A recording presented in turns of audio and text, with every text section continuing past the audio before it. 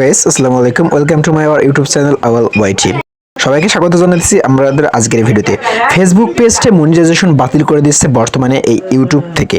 So যারা Facebook পেজে তোমরা মনিটাইজেশন করার জন্য অ্যাপ্লাই করতেছো, আমরা ফেসবুকে আসি, ফেসবুকে স্ক্রল করি, বিভিন্ন পোস্ট দেখি।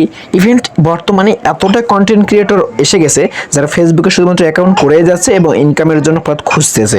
বাট তোমরা কি একবার ভেবে দেখেছো যে আসলে এখন আমরা যে অ্যাকাউন্ট করার জন্য অনেক কম্পিটিশন বর্তমানে কিন্তু হচ্ছে, বাট এই যে কম্পিটিশনগুলো হচ্ছে এগুলো কি আসলে অ্যাপ্রুভ হচ্ছে কি?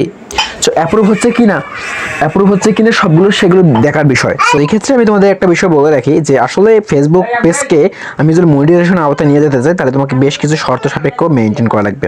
তো আমাদের একটি ফেসবুকের প্রফেশনাল মুড আছে। সো আমরা পেজ থেকে করি, তো সবার প্রথম ফেসবুক প্রফেশনাল মুড অ্যাড করার পর এই যে এইরকম কিন্তু সমস্যাগুলো ফেস করতেছে যে আবুল আহমেদ আমার একটা পেজ 2.7K ফলোয়ার, এখানে প্রোফাইল হ্যাজ সাম ইস্যু লেখা আসতেছে।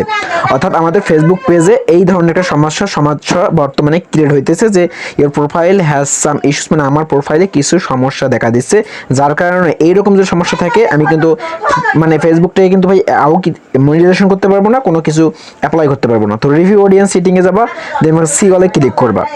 এখন আমি তোকে দেখাবো যে আসলে এই জিনিসটাতে কোন জায়গাটা আমরা বেশি প্রবলেম ফেস করব।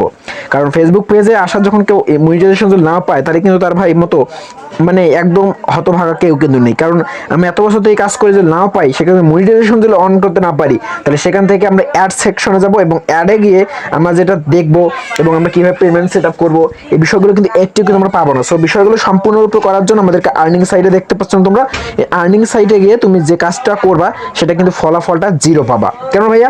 কারণ একটা চ্যানেলকে যখন তুমি মনিটাইজেশন আওতায় নিয়ে যাবা তখন অ্যাড চালু করা লাগবে, এবং অ্যাড চালু করা হলে দর্শকের কাছে যে যাবে এবং তার থেকে তুমি আর্নিং করতে পারবা। কিন্তু বাতিল হচ্ছে কি কারণে? তোমার আইডিতে রিপোর্ট খাচ্ছ তুমি। সো রিপোর্ট যাতে না খাও সে ব্যবস্থা করা লাগবে। এবং তুমি যদি রিপোর্ট না খাও তাহলে 500 ফলোয়ার্স, ইমপ্রেশন সব কিছু ঠিক থাকে, তাহলে তুমি স্টার্স, তুমি বাটন দেখতে পাচ্ছ না এখানে লেখা আছে, তো স্টার্স কিন্তু সেট আপ করতে পারবা। আদারওয়াইজ কিন্তু তুমি স্টার্স সেট আপ করতে পারবা না, এবং সেখানে তুমি কিন্তু ভাইয়া মনিটাইজেশনের যে সেকশন সেটি কিন্তু পাবা না। বুঝছো? কিন্তু এরপরে তোমরা বিভিন্ন সাপোর্টে দাও, ফেসবুক সাপোর্টে যাও। হ্যাঁ, সাপোর্টে গিয়ে কি করবা? তুমি যদি ভুল করে থাকো, তোমার আইডিতে যদি রিপোর্ট খাও, তোমার ফেসবুক সাপোর্টার তোমাকে কিছু করতে পারবে না। ওকে, তো অ্যাড সেন্টারে গিয়ে অ্যাড সেন্টারে যদি চলে যাও, এখানে দেখো অ্যাড সেন্টারে। সো অ্যাড সেন্টারে কি হবে?